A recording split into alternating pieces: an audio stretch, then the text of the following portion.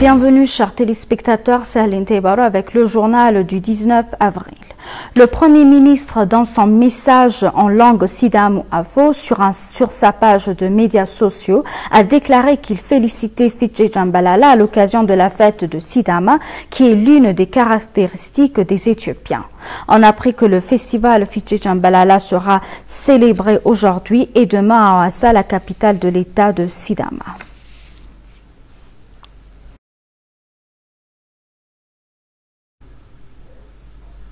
Le vice-premier ministre et ministre des Affaires étrangères Damak Amakonnen s'est entretenu avec le ministre hongrois des Affaires étrangères du Commerce, Peter. Le ministre hongrois des Affaires étrangères et du Commerce s'est rendu à Addis Abeba pour une visite officielle. Il a discuté avec le vice-premier ministre et ministre des Affaires étrangères Damak Amakonnen et divers responsables gouvernementaux dans le renforcement de la coopération et les liens multiformes entre la Hongrie et l'Éthiopie. Les deux parties ont également discuté sur les moyens d'approfondir les relations diplomatiques bilatérales et multilatérales. L'Éthiopie et la Hongrie entretiennent plus de 6 décennies de relations diplomatiques et de coopération bilatérale, a-t-on indiqué. Selon le porte-parole du ministère des Affaires étrangères Malla Salem, la visite du ministre hongrois des Affaires étrangères en Éthiopie inaugure une nouvelle ère diplomatique entre les deux pays. Le porte-parole a souligné que l'Éthiopie a un rôle important à jouer pour la paix et la sécurité dans la région, ajoutant que la façon dont l'Éthiopie a résolu son propre problème est un exemple pour les régions voisines et au-delà.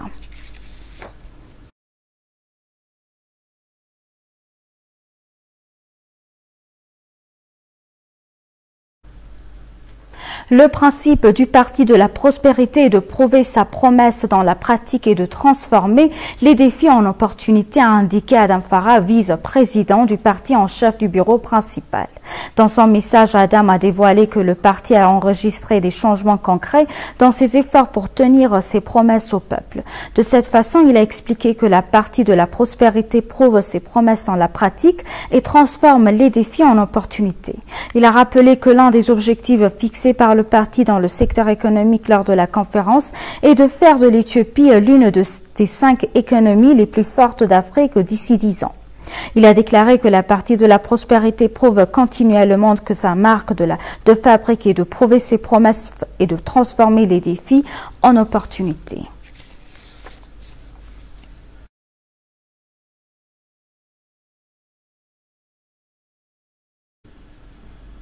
Lors d'un entretien exclusif avec l'Agence des nouvelles éthiopiennes, le représentant des hauts commissariats des Nations Unies pour les réfugiés, Dr Mamadou Baldé, a dévoilé que l'Éthiopie est un pays généreux qui a accueilli près d'1 million de réfugiés. Moubarak Moussa a plus.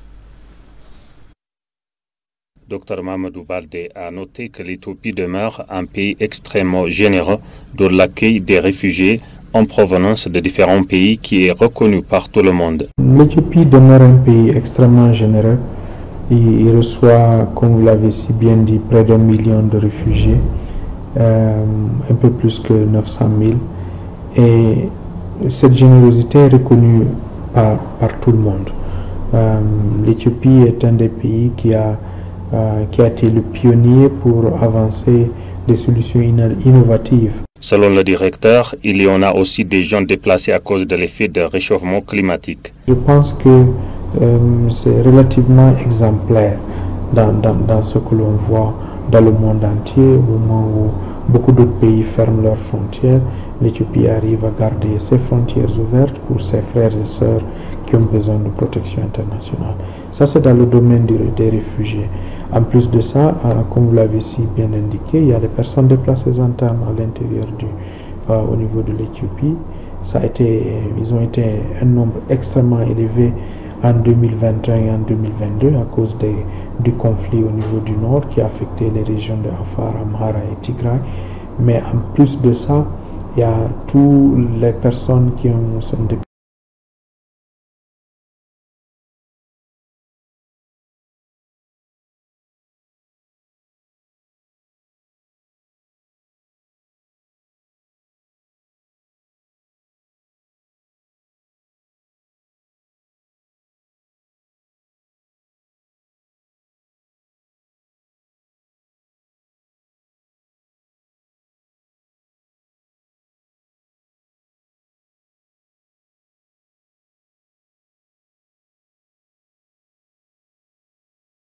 avons pu, d'abord les réfugiés ont été reconnus et acceptés par les populations hautes.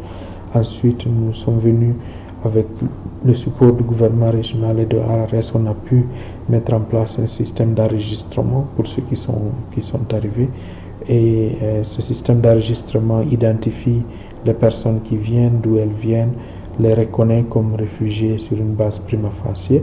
Mais ce système d'enregistrement aussi essaie d'identifier les vulnérabilités et les capacités que les gens ont, où est-ce que les gens vivent et tout. Donc ça nous a permis aussi de commencer une distribution de High Energy Biscuits pour les réfugiés qui sont arrivés avec le PAM. Et nous avons aussi travaillé avec OIM pour la relocalisation. En attendant, nous avons travaillé avec l'UNICEF pour les questions d'accès à l'eau, pas seulement l'eau de façon immédiate et temporaire, mais aussi nous essayons de trouver des questions d'eau. Vous savez que c'est une région qui est très affectée par la sécheresse. C'est aussi une région dans laquelle on ne peut pas continuer à gérer l'eau comme au jour le jour. Il faut trouver des solutions pérennes qui aident les communautés. Dr Mamadou a dévoilé que l'HCR travaille avec les autres agences aussi pour aider les personnes déplacées à trouver des solutions. Avec les bureaux régionaux de l'éducation, de la santé, de l'eau et autres, on essaie aussi de travailler pour que ces bureaux régionaux soient impliqués dès le début pour assurer qu'il y ait un système soutenable.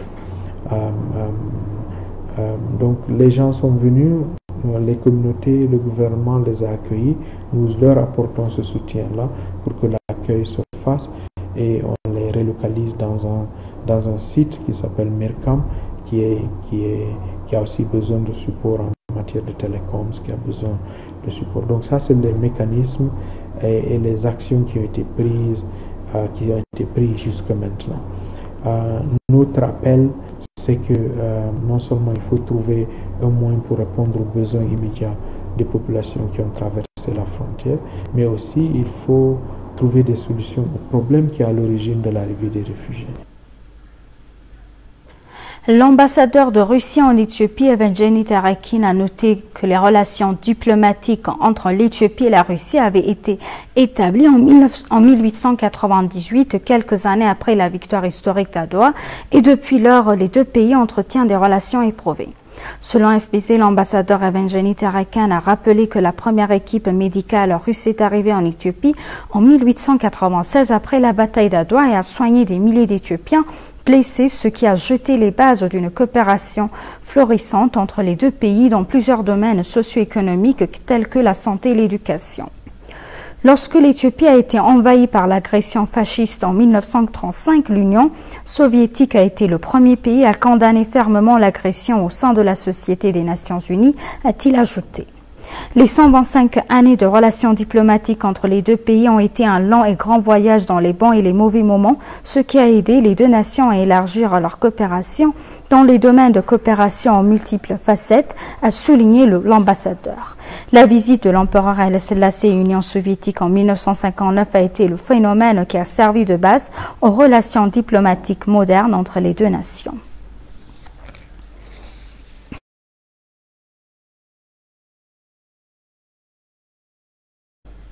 La société éthiopienne de puissance électrique a révélé que des activités sont entreprises pour fournir de l'électricité à plus de 200 villes rurales éloignées du réseau national. Il a été indiqué que la société, en collaboration avec des organisations non gouvernementales et des associations actives dans le secteur, a lancé des activités pour fournir de l'électricité à plus de 200 villes rurales éloignées du réseau principal. On dit également que le programme national d'électrification s'efforce de fournir 65% de l'énergie électrique requise à partir du réseau principal et 35% à partir de sources d'énergie alternatives à la population des 200 villes rurales. La société de puissance électrique a indiqué qu'un budget total de 400 millions de dollars a été réservé pour les projets. Selon la société, le projet vise à fournir des avantages économiques aux personnes vivant dans des régions du pays éloignées du réseau principal et améliorer leurs moyens de subsistance.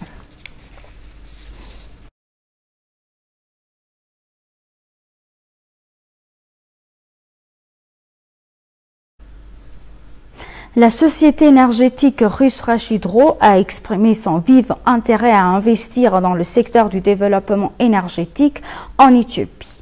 Des représentants de Rashidro ont discuté virtuellement avec le ministre éthiopien de l'eau et de l'énergie, Habtam Ittafa, sur la manière d'explorer l'immense potentiel de l'Éthiopie dans le secteur de l'énergie. Le ministre a dévoilé que l'approvisionnement en électricité de l'Éthiopie était inférieur à 50% malgré les immenses potentiels d'énergie renouvelable dans le pays, soulignant la nécessité de renforcer la capacité de production pour renforcer la liaison électrique dans la région.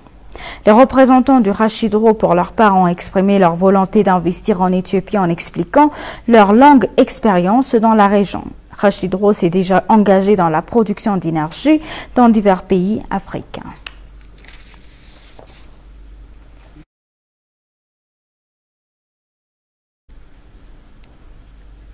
Le secrétaire général de la zone de libre-échange continentale africaine a déclaré que l'AFCT joue un rôle central pour réintégrer l'Afrique et capitaliser les produits fabriqués en Afrique. Le secrétaire général Wamkele Mene a également indiqué que l'AFCFTA est la dernière opportunité pour la transformation économique de l'Afrique.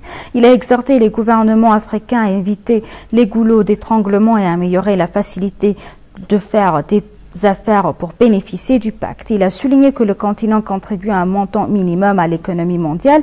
Il a exhorté la coopération est essentielle entre les nations africaines compte tenu du manque de capacité de fabrication pour les économies continentales et mondiales. La FCFTA devrait mettre davantage l'accent sur le développement du marché intra-africain intégré. Selon le secrétaire général, la FCFTA vise à stimuler le commerce entre les nations africaines avec des produits authentiques créés sur le continent plutôt que de poursuivre la tradition néocoloniale des Africains vendant des produits principalement fabriqués ailleurs dans le monde.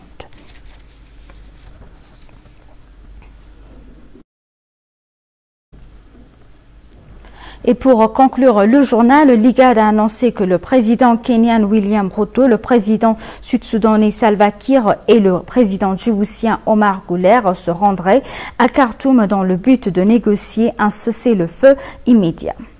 Le président Salva Kiir a déjà été en contact avec le général Burhan et le général Hamdit pour transmettre le message du sommet. Maintenant, les préparatifs sont en cours pour entreprendre cette mission, a confirmé Nour Mohamed Sheikh, porte-parole du secrétaire exécutif de l'IGAD. Les dirigeants ont appelé le général du Conseil souverain de transition Abdel Fattah al-Burhan et le général Mohamed Hamdan Dagalo à arrêter la guerre et à reprendre la négociation. Il a été indiqué que l'IGAD a décidé d'envoyer les présidents Kiir, président Ruto et président Guelleh le plus tôt possible pour réconcilier les groupes en conflit.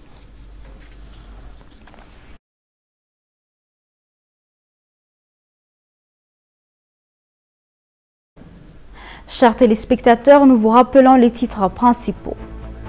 La Hongrie sont soucieuse de renforcer la coopération multiforme et les liens avec l'Éthiopie.